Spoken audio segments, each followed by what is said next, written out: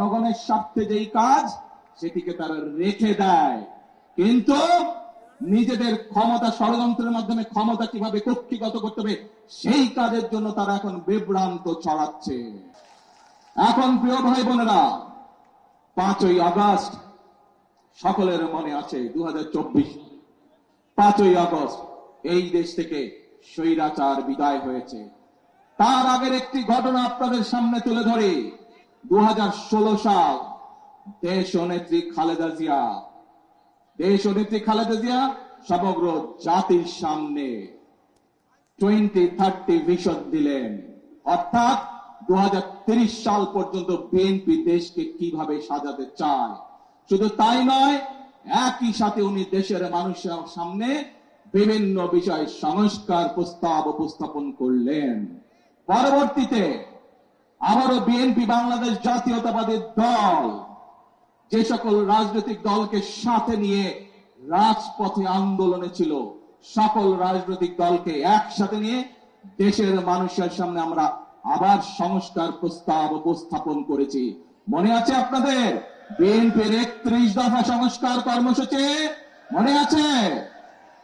এই কর্মসূচি আমরা প্রস্তাব আমরা দেশের মানুষের সামনে উপস্থাপন করেছি।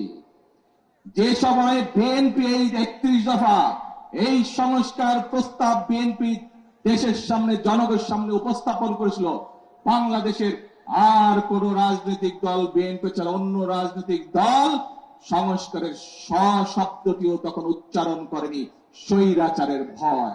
কিন্তু আপনাদের দল, বাংলাদেশ জাতীয়তাবাদী দল, বাংলাদেশের মানুষের খেটে খাওয়া রাজনৈতিক দল, মানুষের রাজনৈতিক দল, বাংলাদেশের কৃষকের রাজনৈতিক দল, বাংলাদেশের মা বোনদের রাজনৈতিক দল, বাংলাদেশের ছাত্র জনতার রাজনৈতিক দল, বাংলাদেশ জাতীয়তাবাদী দল স্বৈরাচারের রক্তচক্ষুকে উপেক্ষা করে 31 দফা সংস্কার দিয়েছিল। কারণ আমরা দেখেছিলাম স্বৈরাচার বিগত 16 বছরে কিভাবে পরতে পরতে দেশকে ধ্বংসের দ্বার প্রান্তে নিয়ে গেছে, কিভাবে দেশের স্বাস্থ্য ব্যবস্থাকে ধ্বংস করে দিয়েছিল, কিভাবে দেশের ব্যাংকিং ব্যবস্থাকে ধ্বংস করে দিয়েছিল, কিভাবে দেশের যোগাযোগ ব্যবস্থাকে ধ্বংস করে দিয়েছিল, কিভাবে দেশের শিক্ষা ব্যবস্থাকে ধ্বংস করে দিয়েছিল।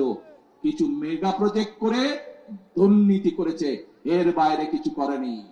এখন প্রিয় ভাই বোনেরা, 5 তারিখের স্বৈরাচার পালিয়ে যাওয়ার পরে যে অন্তর্বর্তীকালীন সরকার আসলো, সেই অন্তর্বর্তীকালীন সরকার এসে সংস্কার কমিশন গঠন করলো। সেই সংস্কার কমিশনে আপনাদের পক্ষ থেকে, জনগণের পক্ষ থেকে বাংলাদেশ জাতীয়তাবাদী দল তার মতামত উপস্থাপন করেছে। আমরা সবসময় বলি, আমরা যা করব স্বচ্ছভাবে করব, কোনো লুকোচুরি নেই। আমরা আমাদের প্রস্তাবনা সেই অন্তর্বর্তীকালীন সরকারের সংস্কার কমিশন উপস্থাপন করেছি। হ্যাঁ, গণতন্ত্রতে মতের পার্থক্য থাকবে, সবকিছুতে যে আমি এগ্রি করব, একমত পোষণ করব এমন কোনো কথা নাই।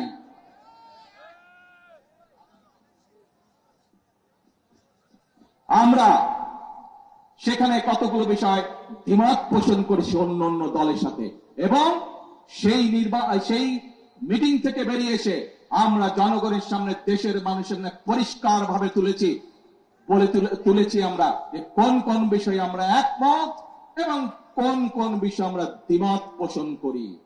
এই সংস্কার কমিশনের আলোচনার পর আপনারা দেখেছেন সেই অন্তর্বর্তীকালীন সরকার সংসদের দক্ষিণ প্লাজাতে একটি অনুষ্ঠান করলো, যেখানে জুলাই সনদ নামে সনদটি স্বাক্ষর করলো। বিএনপি স্বাক্ষর করেছে, তারপরে আরো বিএনপির সাথে লাইন দিয়ে আরো কিছু দল স্বাক্ষর করেছে। প্রিয় ভাই বোনেরা, এই বিগত 17 বছর আন্দোলনে বিএনপির শত শত নেতাকর্মী গুম খুনের শিকার হয়েছে।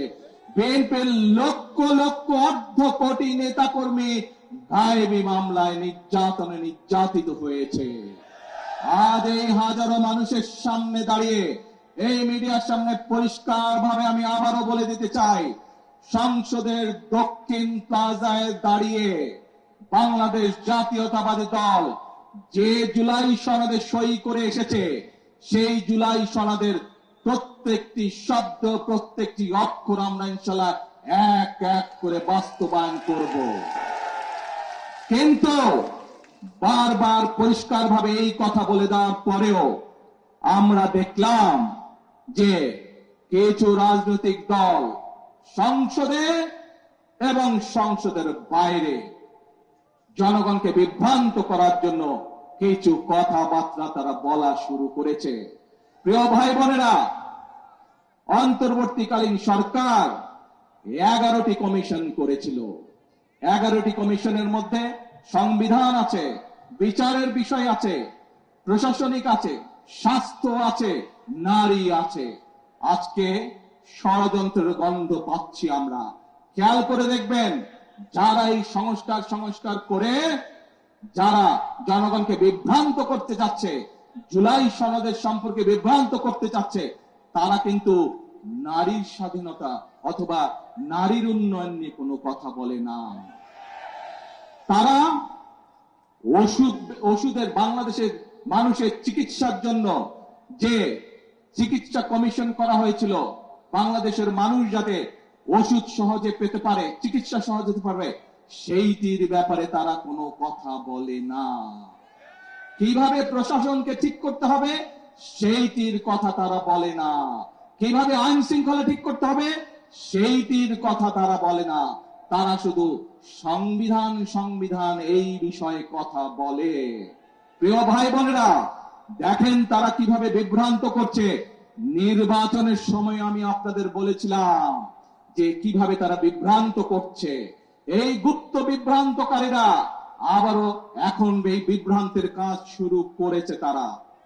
দুদিন আগের ঘটনা, এই গতকালকের ঘটনা, ময়মনসিংহের ওইদিকে একটি জেলায় একটি ব্যক্তিগত তুচ্ছ ঘটনা ঘটেছে।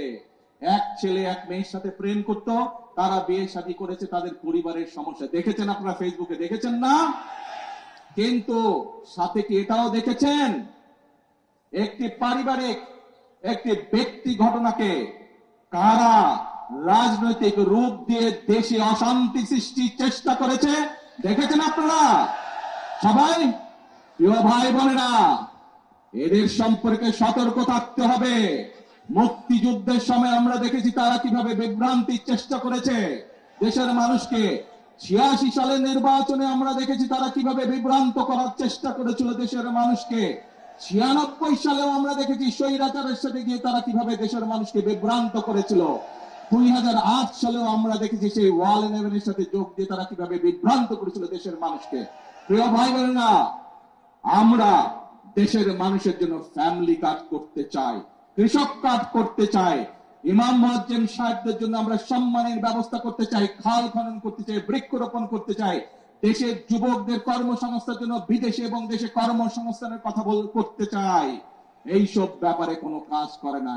দেখেন নাই নির্বাচনের সময় কেমন বলেছিল, রাত তোর ফ্যামিলি কার্ড, মনে আছে? প্রিয় ভাই বোনেরা, জনগণের স্বার্থে যেই কাজ সেটিকে তারা রেখে দেয়, কিন্তু নিজেদের ক্ষমতা ষড়যন্ত্রের মাধ্যমে ক্ষমতা কিভাবে কক্ষিগত করতে হবে সেই কাজের জন্য তারা এখন বিভ্রান্ত ছড়াচ্ছে।